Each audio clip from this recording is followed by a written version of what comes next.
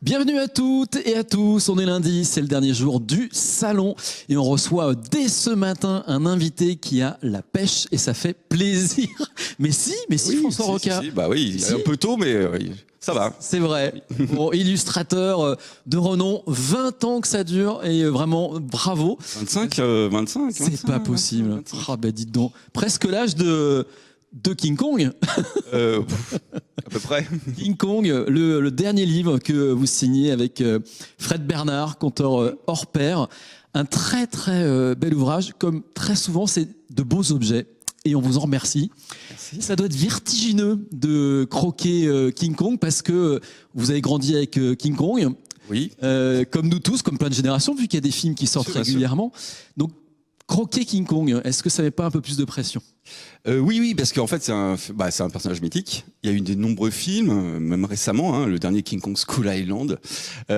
Donc, c'est un personnage qui continue de fasciner petits et grands. Et donc, il est très marqué par tous ces différents films. Donc, c'est vrai, refaire un visage sur le King Kong. Là, je suis parti directement sur la base, le gorille. Donc des tonnes de photos de gorilles avec des visages et à partir de là, oui, je me suis refait mon King Kong. Mais c'était pas évident au début. Mais bon, c'était une idée de Fred à la base de reprendre King Kong. Mais c'était une bonne idée, même si j'étais pas très chaud au début à cause de ça. Mais en fait, c'est une bonne idée quand je me suis plongé dedans. Une fois que j'avais la couverture, j'ai commencé par la couverture. Une fois que j'avais la couverture, c'était un vrai plaisir après. Ouais. À chaque fois, c'est des personnages forts que vous trouvez tous les deux. Je pense à Blanche-Neige. Vous allez montrer la superbe couverture de Blanche-Neige. Oui. Vous en saisir. C'est pas Fred Bernard, c'est Charlotte Mondlik. Ouais. C'est exceptionnel. Oui, des personnages forts. Bon, on essaye, de commencer que la couverture ait un peu d'impact. Il faut trouver quelque chose. Que ce soit Blanche-Neige ou même Calamity Jane. Calamity Jane, oui. Bon, ça c'est un vieux rêve. Je voulais faire un western depuis très longtemps. Et en tombant sur les lettres de Calamity Jane à sa fille, vrai ou faux, on sait pas. Mais bon, moi, c'était vraiment parfait. Et donc, ça c'est vraiment les souvenirs, les réminiscences de tous les westerns que j'ai vus quand j'étais petit.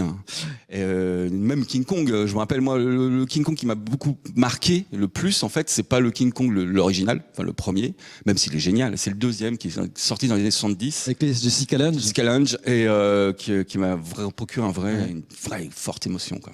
Alors, c'est ce qui est vraiment très sympa et qui fait un lien, je trouve, avec tous vos livres, c'est la féminité de vos personnages. Voilà, je trouve à chaque fois que Kong un peu moins, mais on parlait de Jessica Lange. Jessica Lange, bien sûr. Il y a l'héroïne. L'héroïne, bien sûr.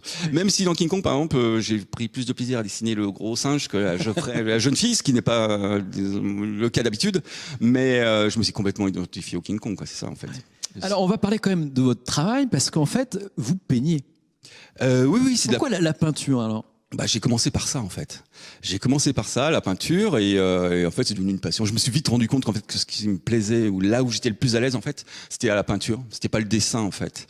Le dessin, c'est une base, c'est préparatoire, mais après, il y a les couches de peinture, et je redessine à la peinture, je peaufine tout, les lumières, le volume, la couleur, et c'est vraiment la peinture, et je me suis mis, maintenant, plus d'une vingtaine d'années à la peinture à l'huile, qui est une technique plutôt plus ou moins un peu plus longue, mais en fait, si on la gère bien, c'est pas plus long qu'une autre technique, en fait. Et ça me permet d'aller plus loin et puis d'être plus proche de mes références et de ce que j'aime, c'est la peinture classique, en fait. Moi, mon musée préféré, c'est le musée d'Orsay. C'est la période fin 19e, début 20e. Et tout à la peinture à l'huile, bien sûr, à l'époque. Et donc voilà, ça me permet, c'est vraiment mon instrument, enfin mon médium à moi, la peinture. Et j'ai raté un peu le coche de l'informatique. C'est vrai que franchement, on vous en veut pas. Et puis maintenant c'est trop tard, je suis trop vieux. Je suis beaucoup trop vieux. Non, mais c'est oui, voilà. Donc je continue la peinture à l'huile, ça me va très bien. On demande à tous nos invités, est-ce qu'il y a un livre qui les a marqués durant leur prime jeunesse, leur prime adolescence? Et vous êtes venu, alors je me suis dit, c'est le grimoire de Harry Potter.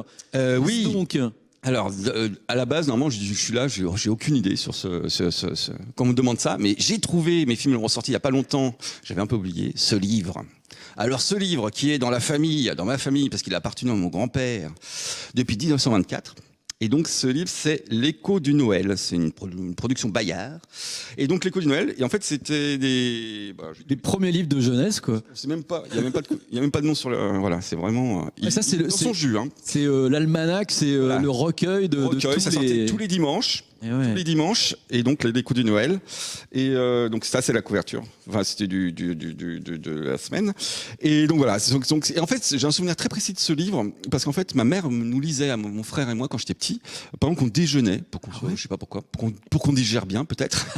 Nous lisait une histoire parce qu'en fait, il y a des histoires qui se suivent le long de. Il y a beaucoup de textes, hein, mais il y a des BD. Enfin, voilà, ça c'était L'île du bonheur. J'adorais. En plus, j'aime beaucoup les dessins, en fait. J'ai revu les dessins, ils sont assez réalistes.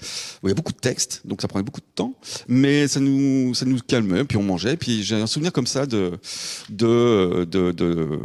souvenir d'enfance précis.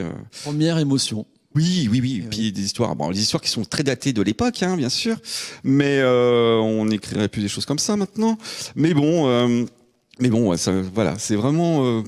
C'est peut-être fondateur pour moi, parce que les histoires, il y a beaucoup d'aventures, et puis des aventures historiques, et puis les dessins sont quand même vraiment super. Et puis l'île du bonheur, ça nous fait penser un peu à cette île de King Kong, François. Oui, tout à fait. Alors vous connaissez bien le salon du livre jeunesse. Depuis le temps. Chaque année, on remet des pépites, et la pépite d'or, eh bien, c'est pour l'ABC de la nature. Et je propose tout de suite qu'on retrouve l'un des membres du jury, c'est Clémence qui nous parle de l'ABC de la nature. Bonjour, je m'appelle Clément, je vais vous présenter ABC de la nature de Bernadette Gervais. Je vais prendre une page. La lettre N, il y a des animaux, des plantes et des fruits. Les animaux et les plantes et tout ça sont prêts à sortir du livre. J'espère que vous aimerez autant que moi. Merci et au revoir. Merci et à bientôt Clémence. Merci beaucoup pour cette belle chronique de ce livre qui fait à peu près ta taille. Alors, illustration maintenant, on a toujours un bonheur à montrer nos illustratrices. Ce marque-page, vous le trouvez avec les livres qui sont offerts aux collégiens de Seine-Saint-Denis. Laurane Cantric. Voilà, c'est un magnifique dessin de Laurane Cantric. Et puis dans ses ouvrages aussi des dédicaces des auteurs et autrices qui ne peuvent malheureusement pas toucher leur public. Alors elles envoient des petits mots que nous lit avec grand plaisir Stéphanie. Des étagères croulaient sous les livres. Un coup d'œil lancé par Edward entre les rayonnages ne révéla personne pour les vendre. Il ouvrit un mince volume couvert de cuir rouge et feuilleta les pages. Était-ce un effet du soleil filtré par les carreaux de couleur ? Sur le papier, les lettres semblaient soudain scintiller et danser, agiter des joyaux, faire teinter des épais aux lames fines. C'est une citation inédite d'Édouard Perry, personnage de Fraternidad de Thibaut Vermeaux. Une deuxième dédicace. Nils et le peuple des nuages. Je te présente Nils. Tu vois, son pays a été noyé sous les eaux à cause du réchauffement climatique. Alors avec son peuple, il cherche une terre où se poser. Il voyage. En ce moment où la vie est brutale, l'avenir flou, nous avons tous besoin d'histoire. Avec Nils, envole-toi. Traverse les murs et les frontières. Cherche un endroit à toi, un endroit où te sentir bien. Bonne lecture. Séverine Vidal. Et un petit troisième. Un roman, c'est une invitation au voyage. C'est une route, une traversée. Et plus les frontières, les maisons, les immeubles, les appartements se claquemurent, plus le voyage importe, je crois. Non pas pour s'évader, se divertir, mais comme le dit un auteur, pour conserver un usage du monde et pour le laisser nous transformer. Vincent Villomino. Merci beaucoup Stéphanie. Et on remercie beaucoup François Rocade d'être venu jusqu'à nous. Merci à vous, c'est un plaisir. On vous souhaite un très bon King Kong de Noël. Merci, de même. Et un bel écho de Noël aussi. Très bien, et à très vite sur le salon. Dernier jour, profitez-en bien, c'est sur Via Grand Paris. Merci.